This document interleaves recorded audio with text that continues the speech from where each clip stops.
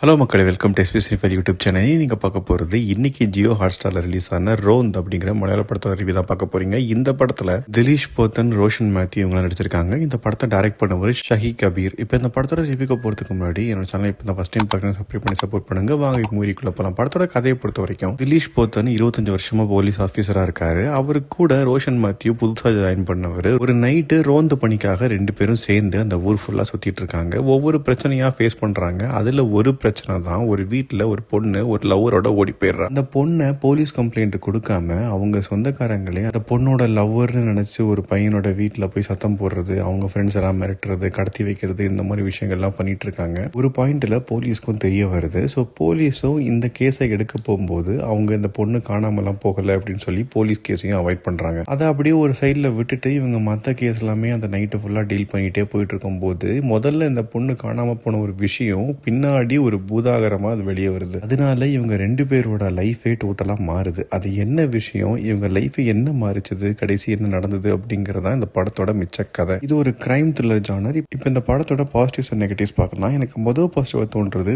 Dileesh போத்தனோட acting வேற லெவல்ல இருந்தது. ஸ்டார்டிங்ல ரொம்ப ஒரு ரகடான போலீஸ் ஆஃபீஸரா இருக்கட்டும், நடுவில் ஒரு எமோஷனல் சீக்வன்ஸ் வரும், அதுல அவர் பெர்ஃபார்ம் பண்ண விதமா இருக்கட்டும், கடைசியில ஒரு போலீஸ் ஆஃபீஸரா ரொம்ப இறுக்கமான ஒரு சூழ்நிலையில பெர்ஃபார்ம் பண்ண விதமா இருக்கட்டும், இப்படி எல்லா ஆஸ்பெக்ட்லயும் பட்டையை கிளப்பியிருக்காரு. அதுக்கு சப்போர்ட்டிங்கா ரோஷன் மேத்யூவும் அவரோட பெஸ்ட்டை கொடுத்திருக்காரு. குறிப்பா கிளைமேக்ஸ் போர்ஷன்ல படத்தோட கடைசி 20 நிமிஷம் பாத்தீங்கன்னா ரொம்ப ஒரு சூப்பரான ஒரு சீக்வன்ஸ். பல டாட்ஸ் எல்லாமே கனெக்ட் பண்ணி ஒரு சூப்பரான ஒரு கிளைமேக்ஸா நமக்கு கொடுத்திருப்பாங்க. நம்மளால எதிர்பார்த்திருக்கவே முடியாது அப்படி ஒரு ஆஸ்பெக்ட. அதே மாதிரி ஃபர்ஸ்ட் ஸ்டார்டிங்ல இந்த திலீஷ் போத்தன், ரோஷன் மேத்யூ இவங்க 2 பேருக்குமே முட்டிக்கும். அதுக்கப்புறம் ஒருத்தருக்கு ஒருத்தர் தெரிஞ்சதுக்கு அப்புறம் 2 பேருமே ரொம்ப க்ளோஸ் ஆயிருவாங்க. ஆனா அது பெருசா எமோஷன்ல காட்டிக்க மாட்டாங்க. அந்த ஆஸ்பெக்டும் நல்லா இருந்தது பார்க்கறதுக்கு. லொகேஷனை பொறுத்த வரைக்கும் கேரளாவில் கேட்கவே வேணாம், சூப்பராக இருந்தது. அதுக்கு சப்போர்ட்டிங்காக விஷுவல்ஸும் சூப்பராக பண்ணியிருந்தாங்க. சவுண்டும் பார்த்தீங்கன்னா பிஜிஎம் நல்லாவே இருந்தது. இதெல்லாம் தான் அந்த படத்தோட பாசிட்டிவ்ஸ். இப்போ நெகட்டிவ்ஸ் பார்க்கலாம்னா எனக்கு முதல் நெகட்டிவாக தோன்றது, இந்த படத்தில் ஆரம்பத்தில் இருந்து கொஞ்சம் மிட் ஆஃப் த போர்ஷன் வரைக்கும் பார்த்தீங்கன்னா ரொம்ப ஸ்லோவான ஒரு நரேஷனில் போகும். நம்ம இந்த ரோந்த் அப்படிங்கிறதுனால நம்ம ஏதாவது ஒரு கொலை நடக்கும், அதை யார் கொலை பண்ணியிருப்பாங்கன்னு அதை தேட போகிறாங்க அப்படிங்கிற ஒரு ஆஸ்பெக்டில் நம்ம எக்ஸ்பெக்டேஷனில் பார்த்துட்டு இருந்தீங்க அப்படின்னா இந்த மாதிரி சீக்வன்ஸ் எதுவுமே இந்த படத்தில் கிடையாது. ரொம்ப நார்மலாக ஒரு போலீஸ் ஆஃபீஸர்ஸ் ஒரு நைட்டு ரோந்தில் போனாங்கன்னா என்ன நடக்கும் அப்படிங்கிறத ரொம்ப யதார்த்தமாக காட்டியிருக்காங்க. அந்த யதார்த்தமே நமக்கு படமாக பார்க்கும்போது கொஞ்சம் ஸ்லோவாக போகிற மாதிரியும் சில இடங்களில் கொஞ்சம் போர் அடிக்கிற மாதிரியும் ஒரு ஃபீல் கொடுக்கும். மற்றபடி எனக்கு இந்த படத்தில் பெருசாக எதுவும் நெகட்டிவாக தெரியல. மொத்தத்தில் இந்த படத்தை பற்றி சொல்லணும் அப்படின்னா ஒரு இன்ட்ரெஸ்டிங்கான ஒன் நைட் ஸ்டோரி தான். ரொம்ப விறுவிறுப்பான ஸ்டோரி, ஸ்க்ரீன் பிளே அப்படிலாம் நீங்கள் எக்ஸ்பெக்ட் பண்ணாதீங்க. ரொம்ப நார்மலான ஒரு ஸ்டோரி தான். பட் கடைசியில் உங்களுக்கு சூப்பராக முடிச்சிருப்பாங்க. இந்த படத்தை தமிழ் டப்பிங்லையும் ஜியோ ஹாட்ஸ்டாரில் ரிலீஸ் பண்ணியிருக்காங்க. நீங்கள் பார்த்துட்டு உங்களோட ஒப்பீனியன் என்ன அப்படிங்கிறத கமெண்ட் செக்ஷனில் சொல்லுங்கள். அடுத்த ரிவ்யூவில் சந்திக்கிறேன். பை,